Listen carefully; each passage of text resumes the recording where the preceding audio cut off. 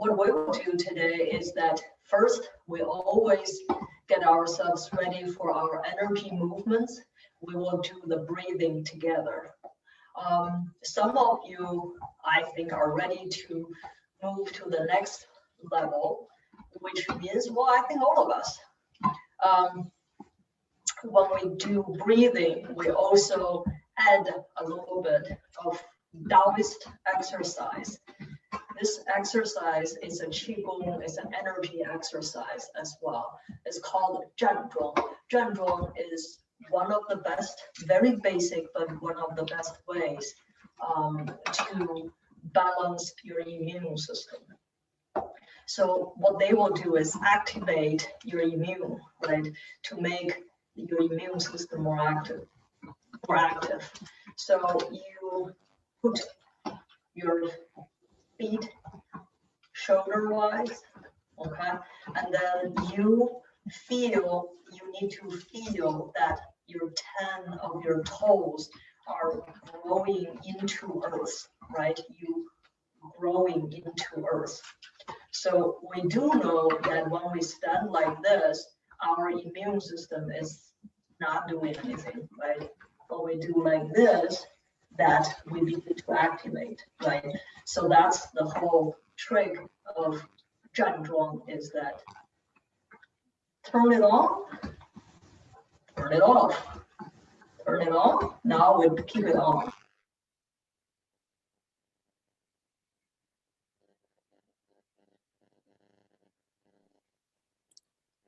Sorry, Dr. Liu, we've lost you.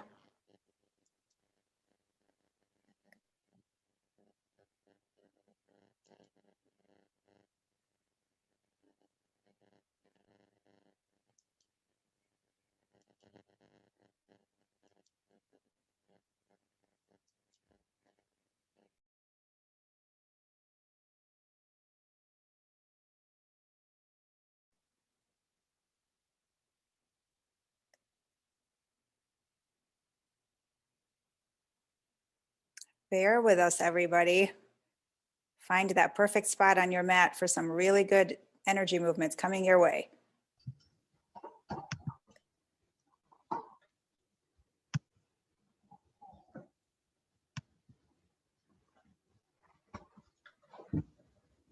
Okay. So this is how you naturally hold a tree, right? You hug a tree. You know, some people say, oh, here you have some tree huggers. That I think it comes from these movements, right? It's this naturally you're hugging a tree and your thumbs up a little bit, okay?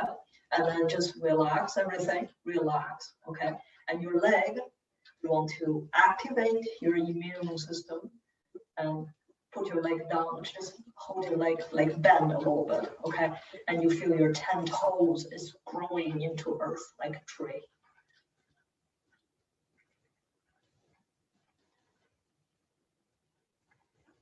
Now, close your eyes, and we're going to do 10 times breathing.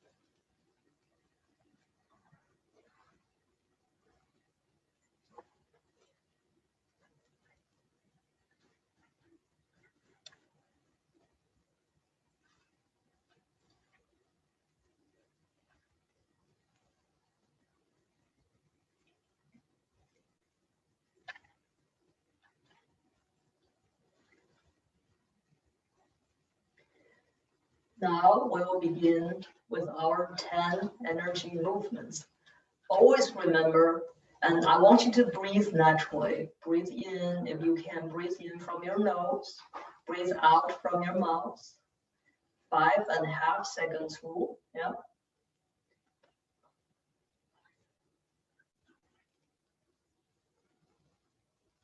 Put your feet shoulder lines. Activate your immune system.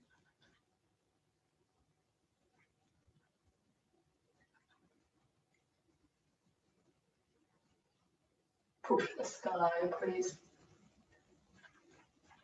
Make a circle of protection.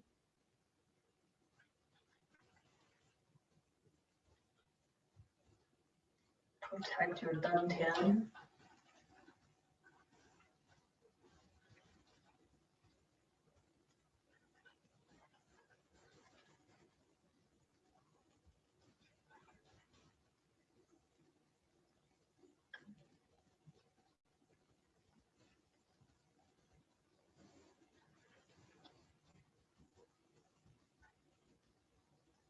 We're opening up our triple burner.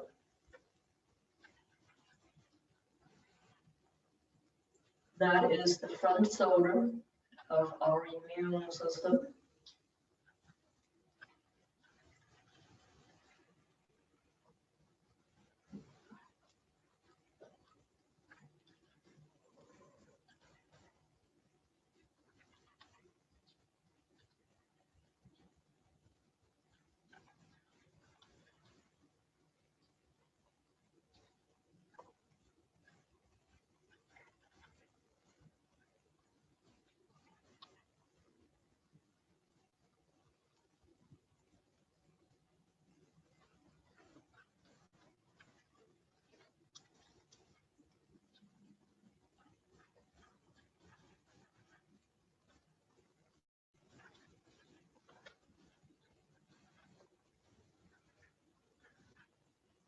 I want you to sit as low as you can.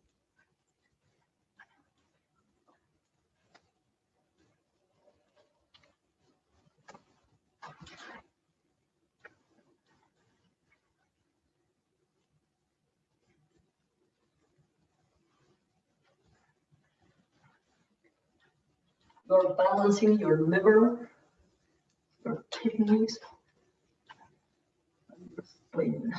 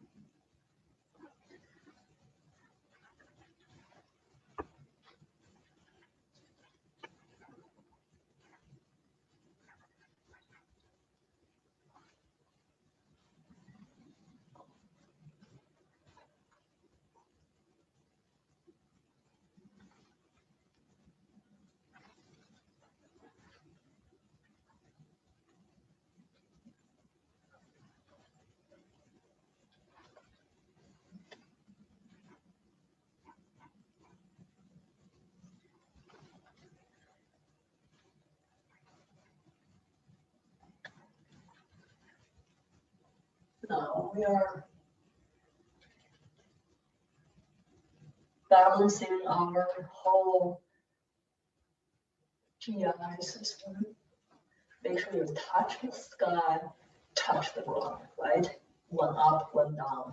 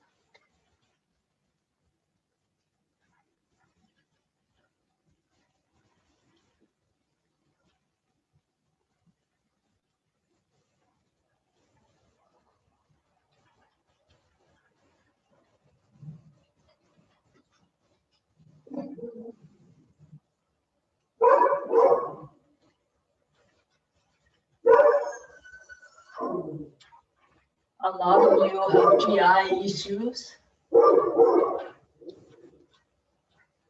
intestinal inflammation, stagnation, damp spleen, stomach energy stagnation. Then we're going to do just a little more on this.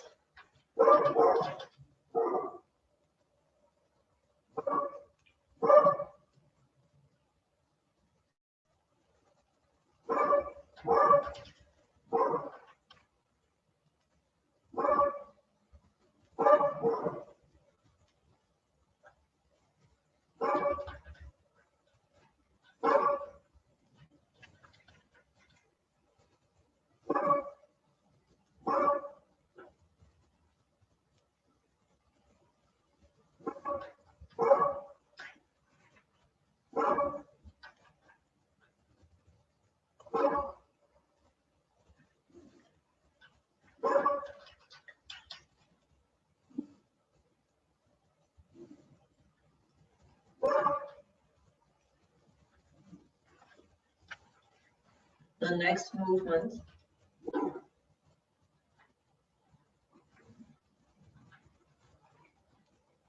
that exercise your brain health, your neck health, upper spine,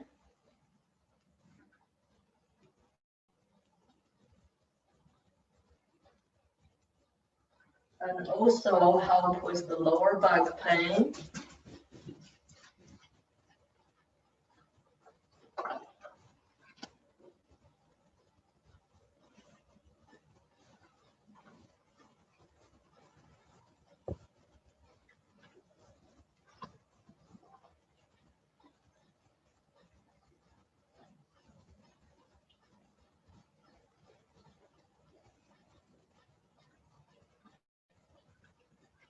And headaches.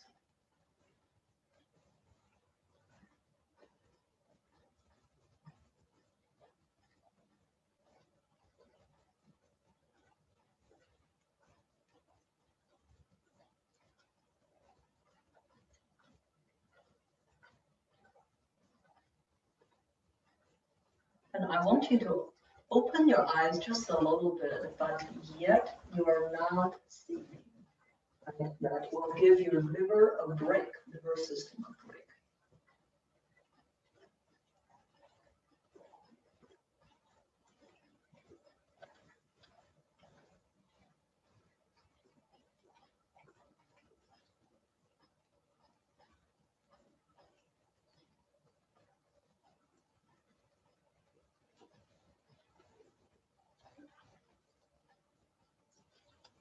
Now, try to watch your body.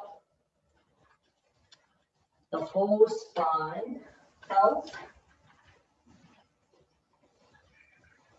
your heart, strengthen your heart system,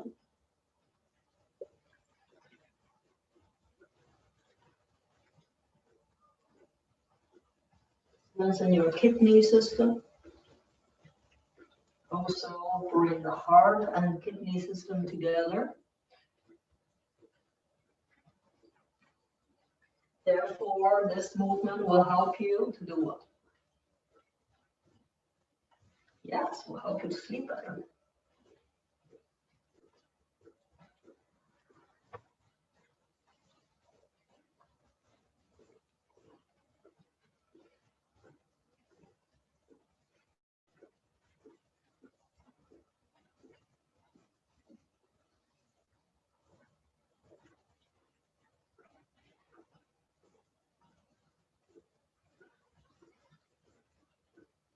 Also, if you have a restless leg, this will help too.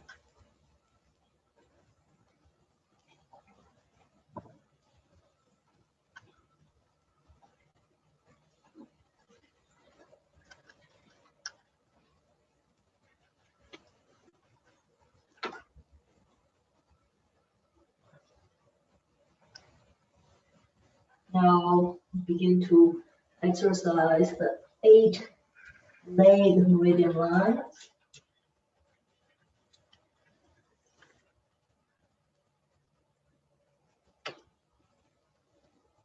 the whole spine.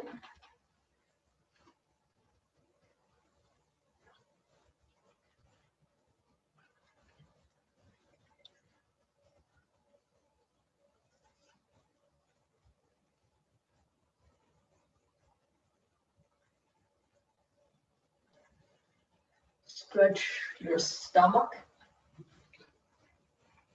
Breathe out a little.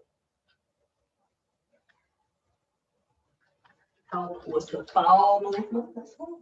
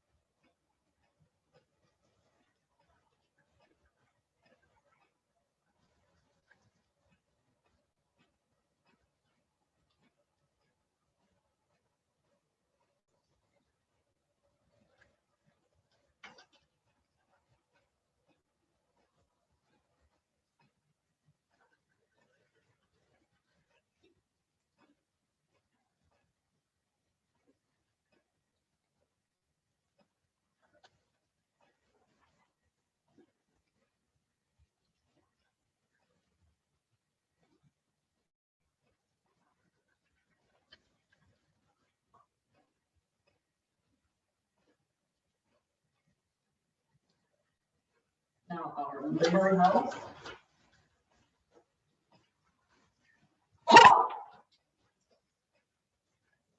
Bring the energy back.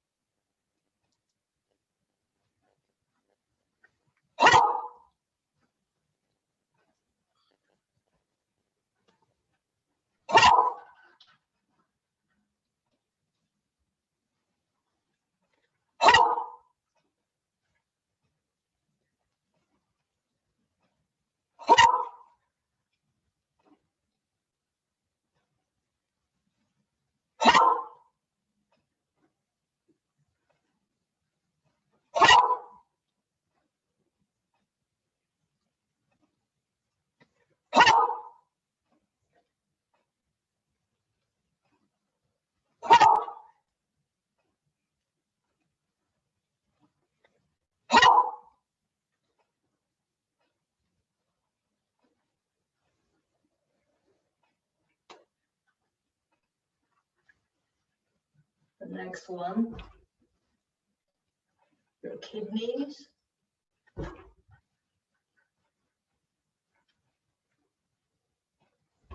And also it's good for memory. People have memory loss, kidney deficiencies, kidney stones, bladder infections, UTIs.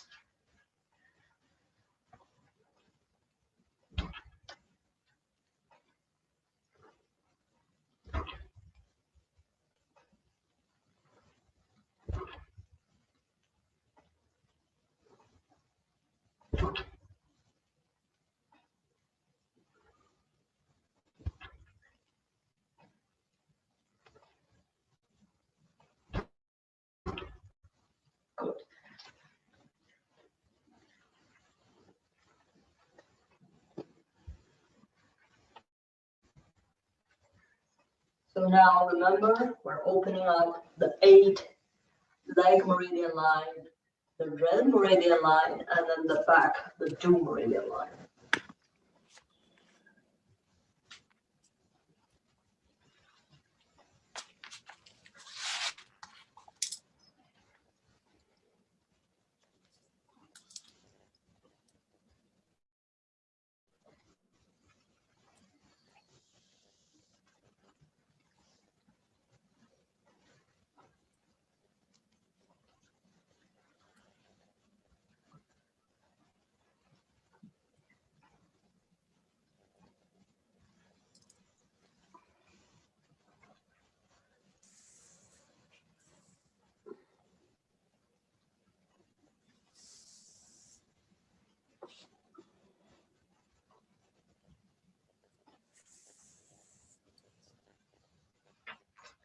And now you can challenge yourself a little bit.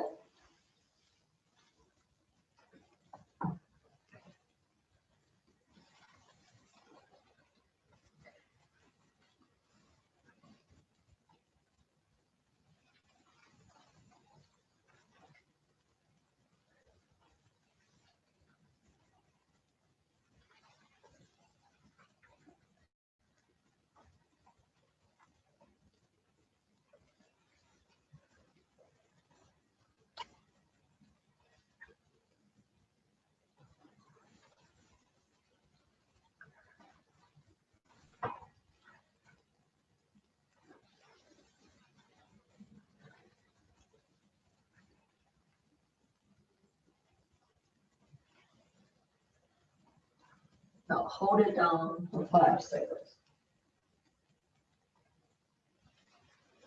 Excellent.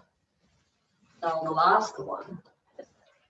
Let's have your forehead or your chin on that ground.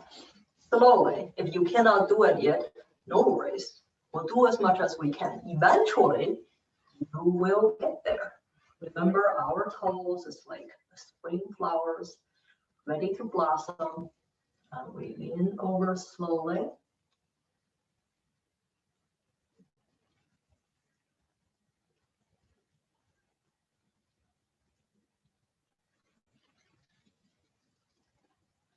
And you feel the whole spine stretched out. The whole arm meridian lines and leg meridian lines, all stretching out.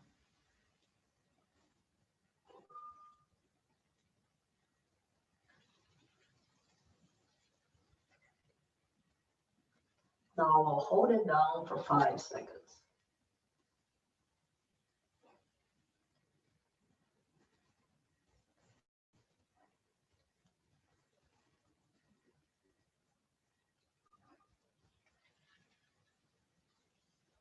Excellent. Now we'll do 2 more.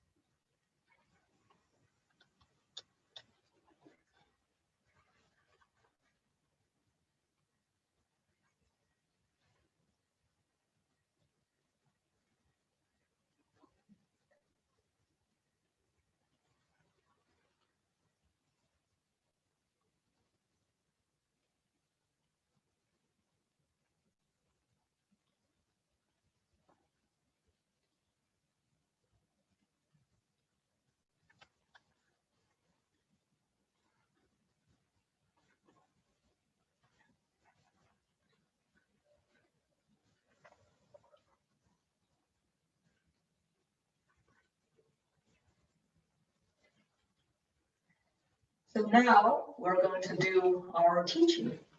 And we can see Afu is ready to learn.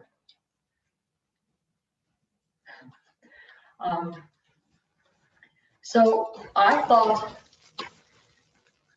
today I will use this opportunity to share a little bit about what is the meaning of a E. E is a healer, a doctor, in this healing tradition, in traditional Chinese medicine.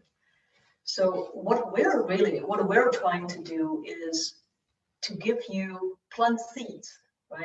To give you a different perspective on how we look at the world, right? How we look at nature, how we look at human beings.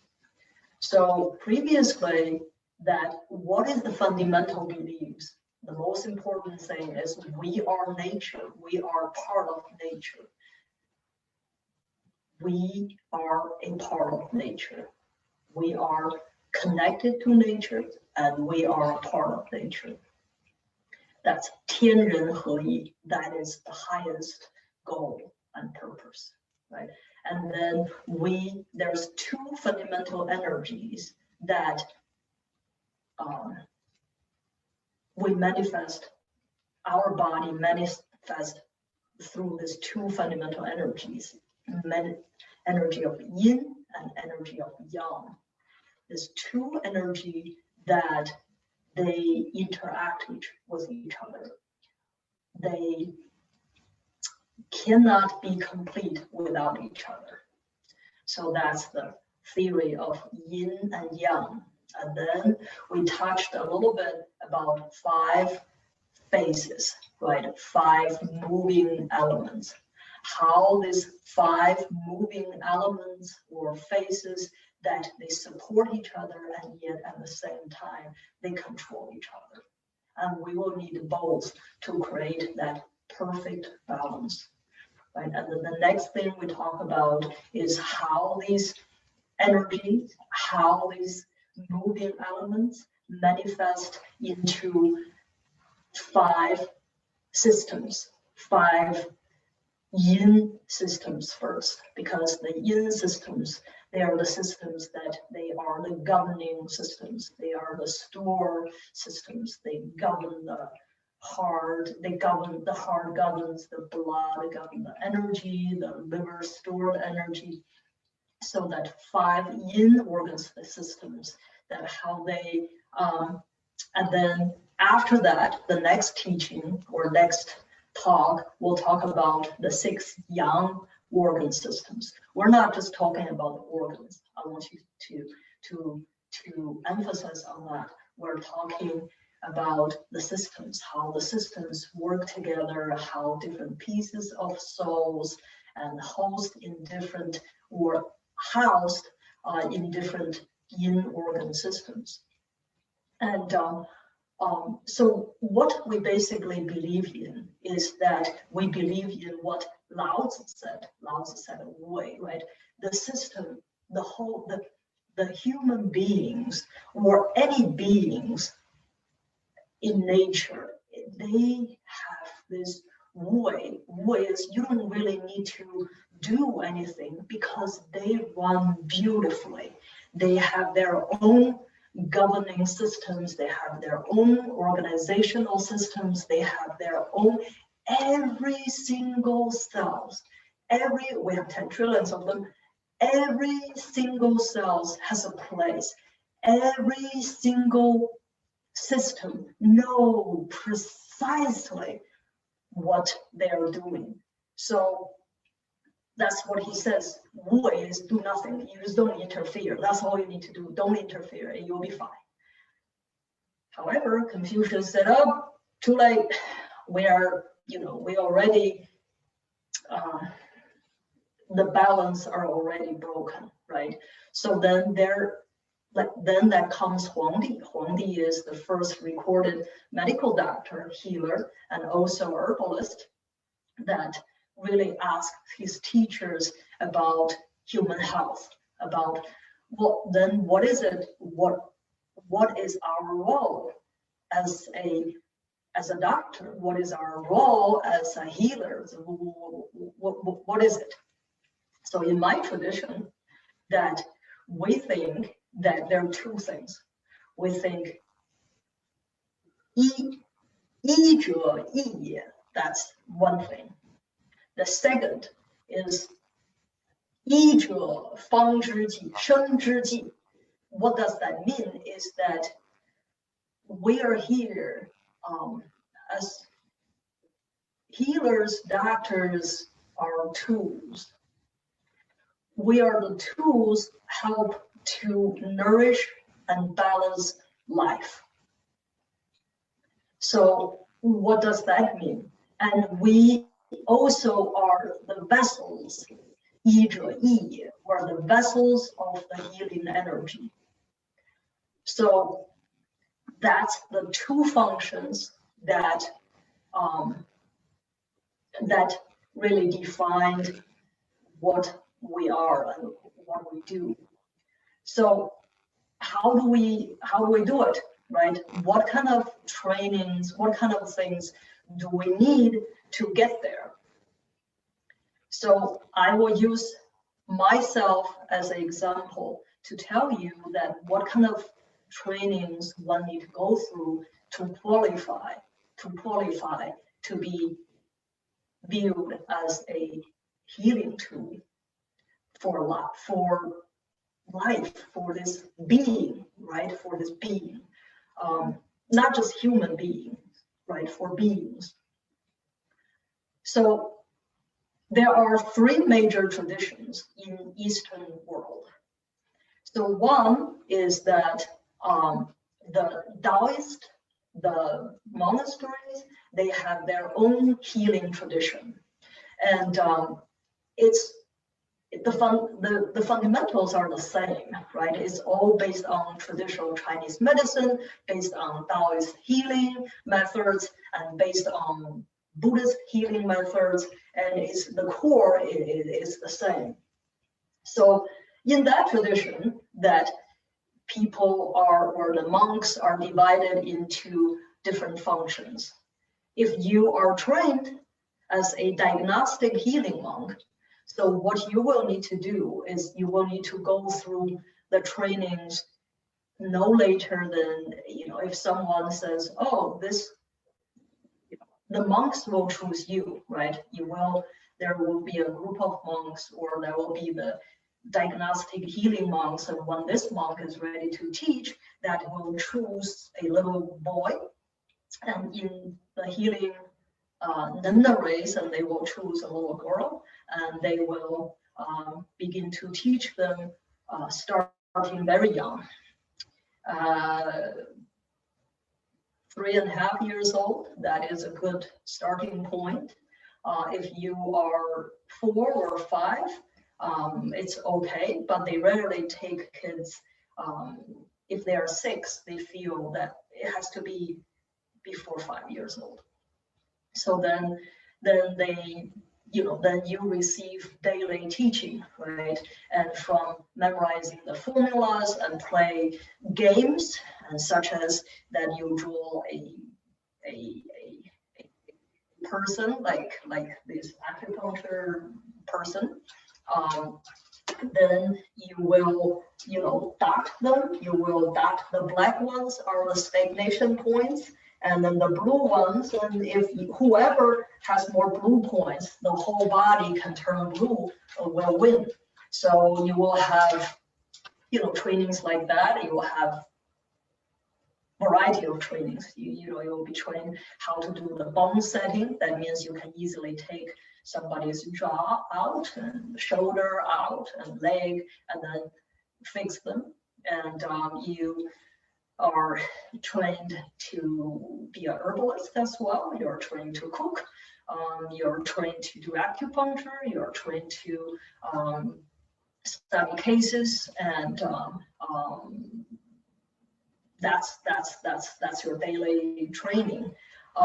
So until you're 21, and when you're 21, then you can either start doing the diagnostic piece yourself, or if you're called to go out outside the world to complete certain things, then you shall. If you are called to remain in monastery, then you shall. So that is being trained as a diagnostic healing monk. And there's another tradition, that's a tradition that, like my family, that we have been practicing medicine for over 900 years. Each generation that you treat a variety of illnesses. But one thing I do want to share with you is that you see here that people says, oh, that everything is scientifically based. I'm not sure how you can qualify to define that, but these are the notebooks that the family left, right? So these are the notebooks that they record. They record cases. So this is the best doctors, they put their notes together. So this is from Lu's, this is one of the families, it's Lu's family. And so this notebook is the notebook 31, okay? So we have thousands of these little books, right? So the book of 31, so we record what? We record vomiting and diarrhea. So how to treat vomiting and diarrhea. So these are, well, these are my fun reading, right, since again. So what they do is that they record about 10 to 15 formulas throughout history. So they tell you, okay, so, you know, in Ming Dynasty, that is 500 years back, and there was this disease that caused people to have constant vomiting and diarrhea. So they basically record the smell of the vomiting and what's in the vomit and what type of diarrhea, how many times, and how many people, how the percentage of people dies, man, woman, their age group, and their symptoms, and what are the stages, the illness they go through. So, and then what is the formula. So, you know, so these are, you know, the first formula they tried 500 years back, and then they keep on recording, and they keep on changing the formulas, and they keep on recording, and then eventually they will tell you if you have, there's 7 or 8 different diarrheas, and there's 7 or 8 different vomitings, right? When you have vomits look like this, smell like this, when you have diarrhea look like this, smell like this, try this formula, why? And how many people they have tried. Are they men? Are they women? Are they children? And so they record in such details. It's really cool. It's historical, you know, medical notebook that in my possession for, I have thousands of these notebooks, and I read all of them, right? That's a requirement. That's why that you have to be trained for so many years, because you have to do this, right? So, but this does give you a historical validity, right? So that I was checking one case for one of a patient that has this blood parasites and a tapeworm, and I couldn't really. Okay, so in ancient times, that how did they get the tapeworm head up? So, and they do. They have hundreds of the cases and tell you what kind of diarrhea, what kind of constipation, what kind of diarrhea, what kind of vomiting they have to go through to get ahead. But anyways, so these, in my view, these are very valuable lessons that show you traditional Chinese medicine has to have that long tradition, because without that, you won't just pull out of your head right? So we know our goal is to be that tool for the living beings. How do we train to be that tool, right? So first we go through all those basic training and those study what the ancient people done previously, and then you begin to have this history, have these ideas in your head. This is what you should do. Because in traditional Chinese medicine, when you look at it, you say, oh yeah, how hard can that be? I just put some needles in people. One of the old doctor, ancient doctor, he says that if you are a hair wrong, you are miles wrong, right? So it's not that simple. So one must be a vessel. That means one need to always keep one's body as clean as one should. And there are, routines you have to do. There's maintenance you have to do yourself. There are time and energy, and you have to, but that is just the basic things, right? All these things you need to read, but these are the basic things because this gives you the baseline. And then you must have deep understanding of human nature, and so you can be the vessel, right? Because if you are a true healer, when you heal people or when you put the needles in, you have energy with you. So the energy going through you, they're not from you, and they are through you. So that's how long it took, right, to be either work for my family or serve as a diagnostic healing monk in the monastery. And so I do have another thing I just thought is quite interesting. So in this series of books I was reading for fun, I was reading last year and reread that. And so this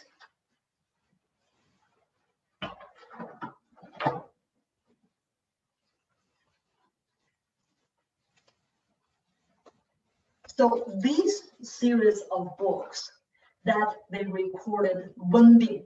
Wenbing is the plague. It's pandemic. They recorded back in history what the symptoms was, what's the formula, how many people died, how do you guide people to survive. So one of my formulas, well, several of my formulas that COVID number 8, some of you took, is based on one of the old formulas from here. It is very effective. And then the wellness broth, that's the whole book about wellness broth throughout history. How should you modify it? What can be changed and what cannot be? So this being said, and then the other source of knowledge is medical school, right? And in China, and as myself, we all went through the normal medical school to study Eastern and Western medicine. That is the baseline. And then you can specialize Eastern medicine or Western medicine. So these are the trainings one need to go through. It takes years and years and years. But I don't really see how can we do it differently, right? Because this has such a long tradition that gives you depth. You need to really understand. And then when you do, then you can easily tell people, yeah, with this stagnation, you do step 1, 2, 3, 4 and 5, and you will be fine. But by saying that, and you already know which method and which way is going to work, because this is not yours. This has many great doctors before you. So I thought some of you are interested in knowing the trainings I went through and why. So this is just to give you a little bit of information. So I will welcome questions. Dr. Liu, thank you so much. We are almost out of time. I imagine such a tradition provides such perspective. I'm wondering if you can speak a little bit about the notion of human health other than just the absence of disease. So we say we say the basic medicine is to treat human diseases, right? And then the upper part really is how you look at human beings as a whole, right? And you look at their spiritual wealth, and you look at their psychological wealth, and you look at beyond just physical, but physical wellness is the foundation of the wellness. And then whatever that, when you have the physical wellness or the balance, then I think that spiritual wellness and psychological wellness that comes from having a strong foundation. That's what we believe. So we always focus on the physical wealth, but physical well-being. But by doing that, inevitably, you will touch a lot of one's spiritual well-being, psychological well-being, and so on and so forth. Thank you so much, Dr. Liu. Really, really amazing to learn about the depth of your tradition and your approach to the care of our many, many grateful patients. Lots of thank yous coming through, lots of just really touching inspiration. Thank you so much. So I will see you all next Sunday.